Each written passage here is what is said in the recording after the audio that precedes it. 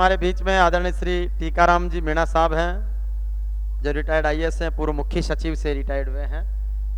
पधारे सर, आदरणीय टीआर मीणा साहब। श्री लक्ष्मण जी, इस प्रोग्राम के मुख्य अतिथि और मेरे प्रिय मित्र श्री शिवदास मीणा जी, जो कि तमिलनाडु की सर्वोच्च जो पद है चीफ सेक्रेटरी, उस पर रहे। शायद आजकल छोड़ दिया है, दूसरे पद पर चले गए, और वो भी बहुत महत्वपूर्ण पद है, रेरा जिसको बोलते हैं। 5 साल के लिए इनका अपॉइंटमेंट हुआ है, तो हम सभी की तरफ से उनको फिर से मुबारकबाद देना चाहिए, क्योंकि बहुत ही इम्पोर्टेंट पोस्ट है वो भी। आर डी मीणा जी, हमारे प्रिय एमएलए जनप्रतिनिधि श्री रामकेश मीणा जी, केसी गुमरिया जी, कमला जी, भरत जी और जनक जी, मंच पर विराजमान समस्त विशिष्ट अतिथिगण। सबसे पहले तो मैं आर डी मीणा जी को बहुत बहुत धन्यवाद दूंगा कि उन्होंने मुझे याद किया और बुलाया। इससे पहले 2016 में जब मैं भारत सरकार में था जॉइंट सेक्रेटरी, तब ये मुझे ज़मीन दिखाने के लिए लाए थे। एक बार आने का मुझे सौभाग्य मिला छात्रावास में, तब ये इनिशियल स्टेज में था। और जिस तरह से पिछले 10 साल में इन्होंने मेहनत की है, एक तरह से रामदयाल जी राम हैं और लक्ष्मण जी लक्ष्मण हैं। तो रामदयाल जी की जो राम की और लक्ष्मण की जो डेडली कॉम्बिनेशन बनी है, उससे ये शानदार इंस्टीट्यूट मीनेस आदिवासी विश्वविद्यालय के रूप में आपको देखने को मिला है। और ये जो मंच प्रदान इन्होंने किया है, वो हम सभी के लिए सौभाग्य की बात है कि हम सभी को ये याद करते हैं और यहाँ बुलाते हैं। जो भी जितना योगदान होता है वो करता है। इसके अलावा जो भी विचार विमर्श किसी भी विषय पर अगर करना हो तो उसके लिए भी बहुत अच्छा प्लेटफॉर्म है मेरे लिए, क्योंकि मैं केरल में रहा, शिवदास जी तमिलनाडु में रहे। साउथ में एक बहुत बढ़िया बात है कि वहाँ किसी तरह का भेदभाव नहीं होता। जो ऑफिसर जितना बढ़िया काम करता है, वहाँ मेरिट के हिसाब से उसको पोस्ट मिलती है। नॉर्थ इंडिया में अनफॉर्चुनेटली आप कितना ही काम करो, हमारे बच्चे पर्टिकुलरली, विशेष रूप से जो गाँव के बच्चे हैं, उनको शायद उनके प्रति इतना न्याय नहीं होता जितना साउथ में न्याय हमको मिलता है। हमने ये देखा है। शिवदास जी पहुंचे टॉप पोजीशन पे, हम भी टॉप पोजीशन पे पहुंचे। भारत सरकार में भी काम किया, देश विदेश में घूमे, 15-16 देशों की हमने यात्रा की। कई कई यूनिवर्सिटीज़ में हम गए, ऑक्सफोर्ड में गए, कैम्ब्रिज में गए, लंदन स्कूल ऑफ इकोनॉमिक्स में गए, लीकवान यूनिवर्सिटी में गए। कई विषयों पे शोध किया, कईयों में पढ़ाई की। हमारा विजन ये है कि कोई भी यूनिवर्सिटी जब बनती है तो उसका विजन, मिशन, स्ट्रेटेजी और एक्शन प्लान उसका जरूर होना चाहिए। जिस तरह से ये संस्था, जिस तरह से यूनिवर्सिटी का यहाँ निर्माण हुआ है, तो इसका विजन स्टेटमेंट जरूर होना चाहिए कि उद्देश्य हमें जेएनयू के लेवल पे, हार्वर्ड के लेवल पे, दिल्ली यूनिवर्सिटी के लेवल पे, कलकत्ता यूनिवर्सिटी के लेवल पे, जो भी देश की टॉप यूनिवर्सिटीज़ हैं, उनसे हमारा कंपटीशन होना चाहिए। डिग्री देना ही मात्र हमारा उद्देश्य नहीं है।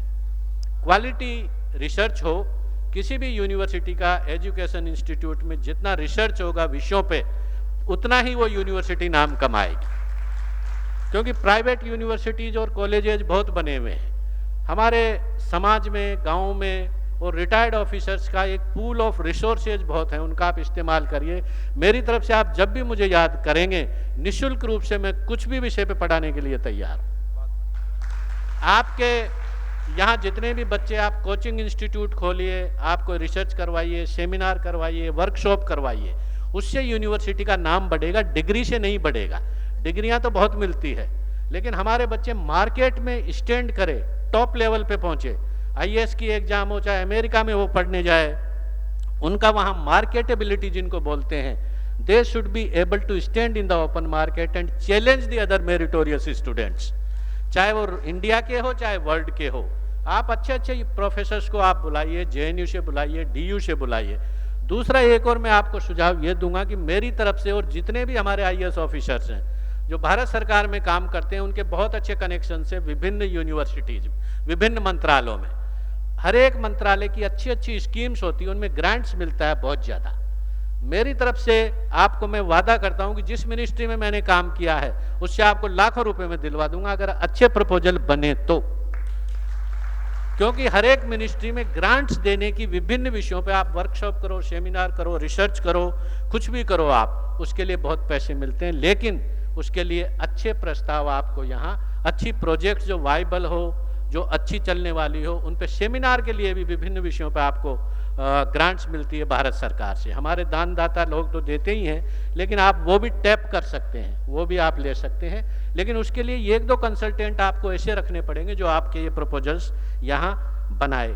तक्षशिला, विक्रमशिला, नालंदा यूनिवर्सिटी, वो बहुत पुरानी बात है, उस लेवल पे हमारा कोई यूनिवर्सिटी नहीं पहुंच पाएगा, क्योंकि वो दर्शन शास्त्र और धर्म के क्षेत्र में नैतिक मूल्यों के ऊपर उनका रिसर्च और आदान प्रदान होता था। जो बौद्धों के ज़माने में जो संगतियाँ होती थी, बौद्ध संगति 1, बौद्ध संगति 2, इस तरह के होते। संगम युग में तमिलनाडु में आपने देखा होगा, जहाँ हमारे शिवदास जी ने काम किया है। सबसे पुरानी जो संस्कृति है, सबसे भाषा है वो तमिल और प्राकृत 2 ही भाषा रही है। हमारे बच्चों को ज़्यादा से ज़्यादा आप अंग्रेजी पढ़ाइए।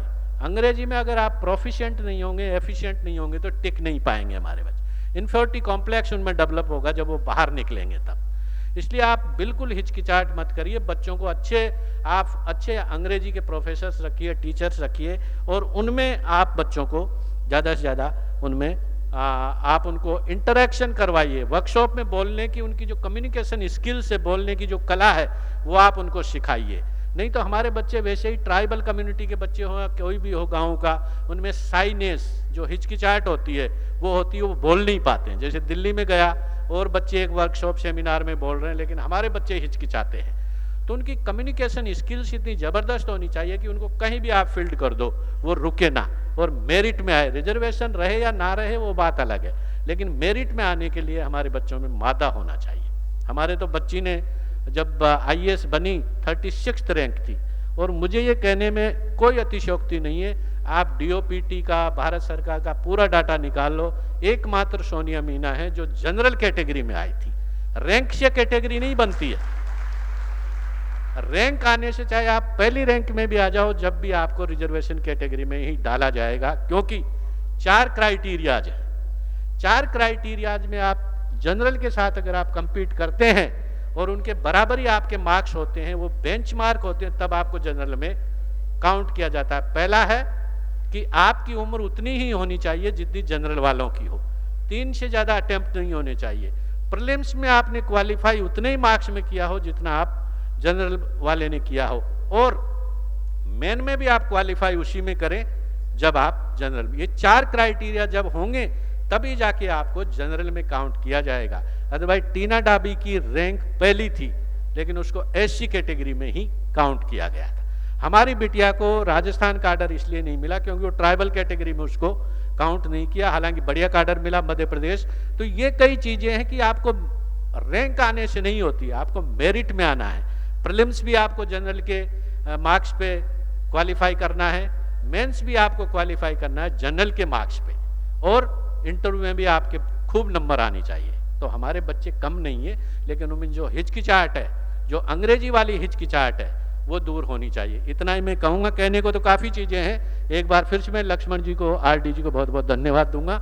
और काला बादल जी के बारे में तो क्या कहूँ मैं, वो तो हमारे स्वतंत्रता सेनानी थे, बहुत ही जबरदस्त आदमी थे। जब हम जागरूकता ही नहीं थी, जब उन्होंने जागरूक किया, प्रजामंडल के सदस्य रहे, स्वतंत्रता आंदोलन में भाग लिया, आयुर्वेद के मंत्री बने, 5-6 बार वो MLA रहे। वो बहुत बड़े महापुरुष थे। उनके बारे में जितना कम बोला जाए वही कम है। मैं उनको इस अवसर पर अपना नमन भी करता हूं, और RD जी को और लक्ष्मण जी को एक बार फिर से धन्यवाद। जय हिंद।